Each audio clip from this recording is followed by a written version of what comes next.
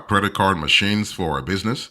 And this is really important, whether you're selling online or you're selling in a brick and mortar sort of fashion. You still want to know what kind of payment terminals to really trust. Okay, so this is what I want to talk about. I want to talk about 5 best payment terminals into this conversation.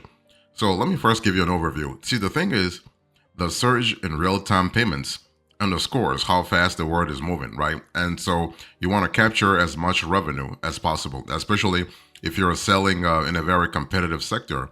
You want to really grab as much dollars as possible, and also in a very convenient manner for your customers. And so the payment terminals I'll be sharing with you into this conversation really allow you to get revenue, to get sales in a very convenient manner. So you want to make things very easy for your customers to actually buy from you. Okay.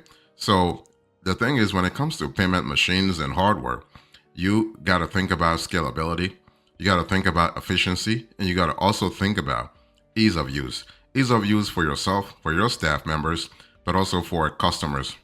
Okay. So this is why processing tech, let's say credit card processing technology or payment processing technology has moved towards ease of use, towards user friendliness. Okay.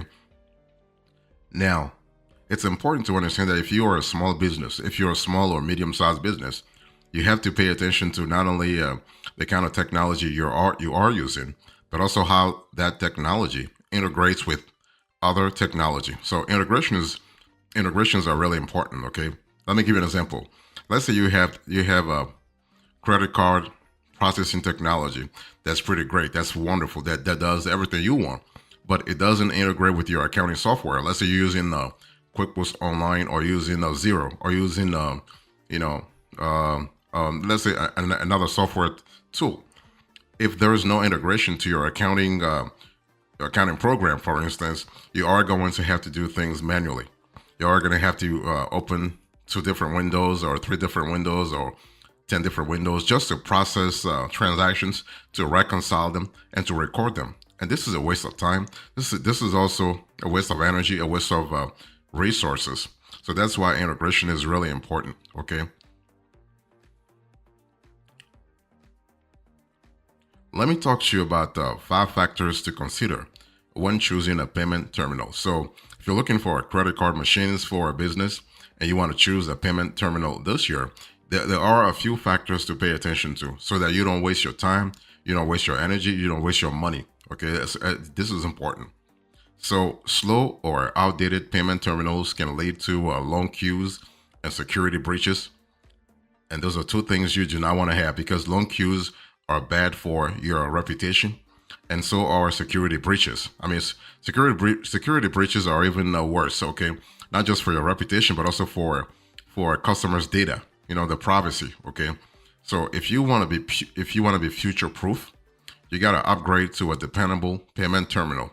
Okay, so and the thing is, you can't really say, well, I'll do it next year, I'll do it 2 years from now when I have more money, when I have more customers. No, you got to do it now. You got to upgrade now. You got to really think about implementing something like a more modern system now. The first thing you want to pay attention to when choosing a payment terminal is multi-payment compatibility. Okay, so what I'm trying to say here is that I know that you're thinking, well, I'm only doing credit card processing, right? But no, a lot of customers want to have options. Some people want to pay with cash. Some people want to pay via digital wallet. I mean, nowadays you hear digital wallets here, digital wallets there, Google Pay, Apple Pay, Samsung Pay, okay, PayPal, and so forth.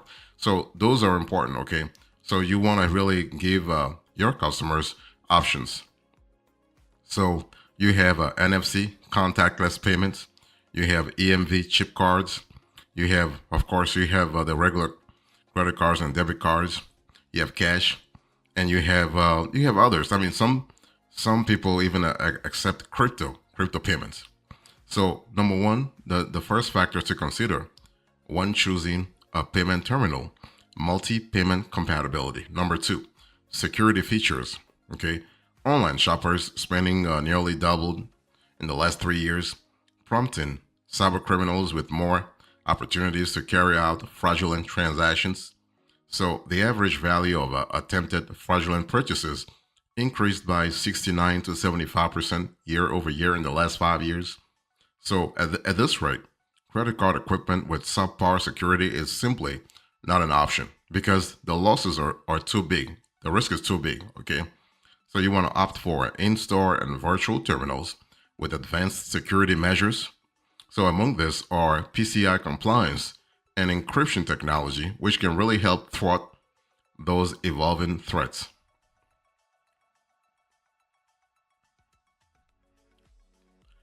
The next factor I want you to really consider when choosing a payment processor, a payment processing terminal, is cost effectiveness, right? Because the last thing you want is to actually buy or try to buy a tool that's too costly. Because see, the thing is, it's not just about the upfront, the one-time fee that you have to pay. It's also the ongoing cost, okay? And you do not want to have that. You do not want to have a tool with a prohibitive price, okay? So you gotta think about making sure that you have a tool that's within your budget, okay? So evaluating the total cost of terminal installation and maintenance can help avoid unexpected budget overruns. Okay, so I'm talking about not only installing the terminal, but also actually set it up. Okay, and the ongoing maintenance too. Okay, so there are a few things I want you to really go through when you assess the tool. Initial setup cost, the flat rate or tiered pricing, monthly fees, the processing and other transaction fees too. So you want to scrutinize the fine print for the processing fees and additional charges, including chargeback, cross-border, ACH transfer, and early termination fees. Those ETF early termination fees can be really deal breakers. Okay, so don't hesitate actually to negotiate terms with service providers, especially if you anticipate high transaction volumes. So ensure the final cost meets your budget to sustain healthy profit margins. Otherwise, you'll be out of business before you even think about it. Next, you want to think about ease of use. Okay, so, credit card machines for businesses streamline the checkout process, so your staff must find the system intuitive to minimize training time and foster a positive customer experience. So, you want to prioritize a terminal with a navigable, user friendly interface and robust training resources. Okay, I mean, you do not want to have like a steep learning curve when you actually integrate the tool into your tech stack. And finally, you want to have integration with existing POS systems and business software. I think I spoke about that a few minutes ago, but it's crucial. You got to have that integration. Okay, if you do not have that integration, you'll be wasting a lot of time, and also a lot of operational efficiency, which you do not want to have. You do not want to be in that space at all. So now let me talk to you about the machines. So I promised you five top machines to actually help you in terms of credit card machines for business. So first of all, you want to think about compact and portable terminals. So mobile credit card readers offer actually a lot of things, but what I love about what they offer is convenience. So overall convenience, fantastic. Okay, convenience for your small business, especially if you run a pop-up store or you have an on the go business. Okay, like a food truck, for instance. So those compact and portable terminals actually have like have the ability to give you all kinds of resources. But most importantly, you can accept card payments anytime, anywhere. So mobile payments linked with a Bluetooth swipe simple B250 reader, and like you're able to get things done in a really fast manner. Okay, so I'm showing you on the screen, for instance, the swipe simple B250 reader. So that's something to really think about.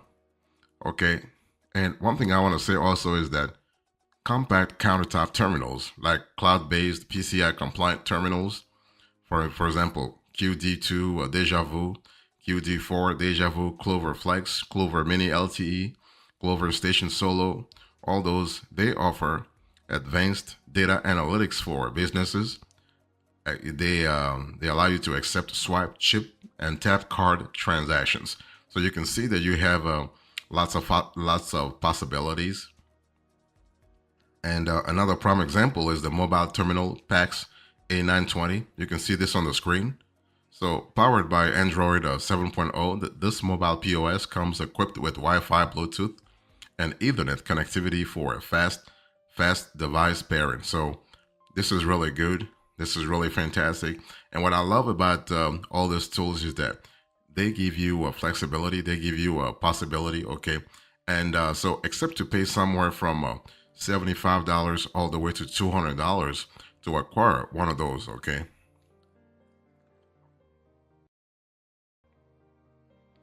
Now let me talk to you about full service POS systems. So the second category when it comes to credit card machines for a business, full service POS systems. So the first one was compact and portable systems. Now you have full service POS systems, and those systems allow retail enterprises and service-based merchants, let's say restaurants, to handle online and in-person transactions. Okay, so if you think about it, this really instills an extra layer of credibility, but also efficiency, because if you use a full service POS system, you're basically simplifying invoicing and automatically updating inventory levels, preventing overselling, and facilitating timely replenishments, right? This is kind of cool. And Clover, for instance, offers a full POS system that supports basic payments and sales tracking. So this is kind of cool from a flexibility point of view. You also have budget-friendly options. So reliable, budget-friendly credit card machines can equip startups without incurring high overhead costs. So what you want to do here is that you want to look for solutions with lower initial setup cost and transparent pricing structures to avoid hidden fees or unexpected charges, right? Especially if you are running a very lean startup, okay, that hasn't generated revenue yet. You also have high volume payment processor. So this is the fourth category that I want to share with you, high volume payment processors. So some terminals incorporate advanced hardware and software features to process high volume transactions rapidly. That's what you want. You want to really be able to process those transactions rapidly. And those systems support efficient multiple payment options, minimizing customer wait times and at the checkout during peak business days. Okay. And that's what you want. You want to have this sort of flexibility from the get-go. Next, you have advanced security terminals. So if you think about credit card machines for a business, the fifth category of machines to think about is actually advanced security terminals. And so those are really good, especially if data security, okay, data breaches, data safety actually is your concern, is your primary concern, okay? So terminals with payment card industry data security standard, PCI DSS certification, guarantee they meet industry standards for secure payment processing. So this is kind of cool. And let me show you on the screen. Right now, you see on the screen the Ingenico CT250. Ingenico ICT 250, okay? So this terminal, for instance, is one of the credit card machines for a business that holds PCI PTS version 3.x certification with SRED and open protocol modules. So you have a lot of data security embedded here, okay? Let me give you an example. The SRED module indicates secure data entry, while the latter contributes to the overall security infrastructure, the open protocol, okay? The open protocol module contributes to the overall security infrastructure. So that's for the Ingenico ICT 250. I'm showing you another security terminal. That's the First Data FD 150 terminal. So look at it on the screen here, okay? And so the first data FD150 terminal. Okay, so basically this and another system like the RP10 pin pad take this further under the PCI PED version 5.x certification. So the higher version number suggests compliance with more security, like recent security standards in terms of encryption and secure key management. So this is kind of cool because you are providing customers with more security, with more reliability. Okay. Now prices will vary depending on RAM, flash memory, plug-in pin pad, and other add-on features. Okay. So with this innovative credit card processors, your business is poised for future success. So just make sure that you think about the best way to set up, operate, and maintain your new equipment. Okay, so you can have a seamless, efficient payment experience.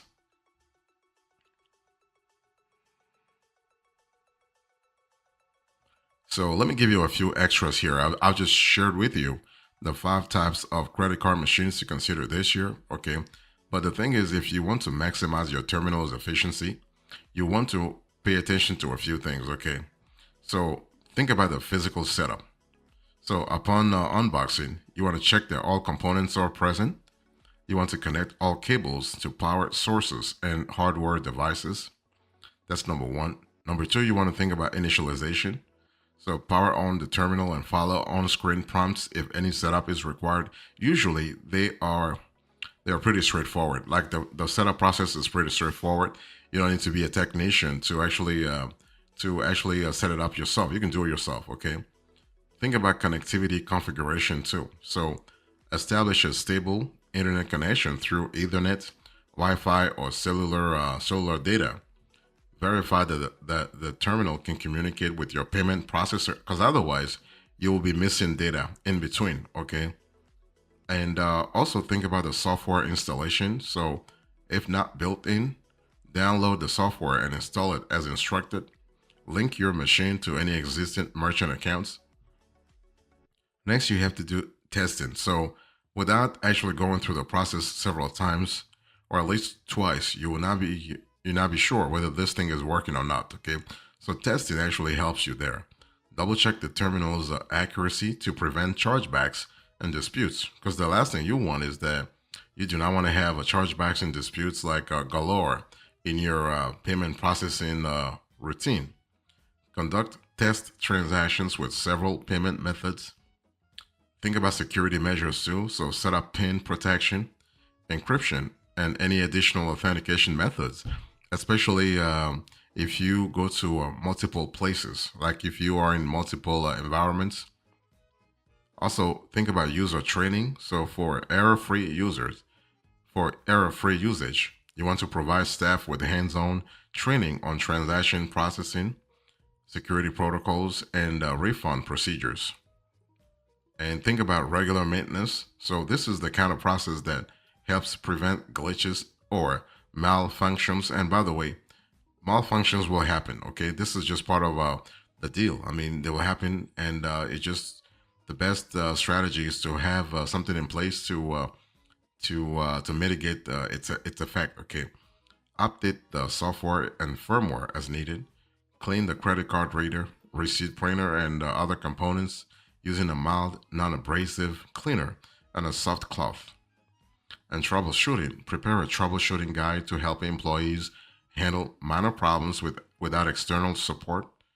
Provide step-by-step instructions for common issues like network problems, error messages, and transaction failures, especially from a scalability point of view. So as a recap, in today's conversation, I spoke to you about credit card machines for a business. I'll give you the overview, the machines themselves, like the compact and portable terminals, all the way to advanced security terminals, and now the extras. Thank you so much. God bless you. I will see you next time. Until then, remember, stay marvelous.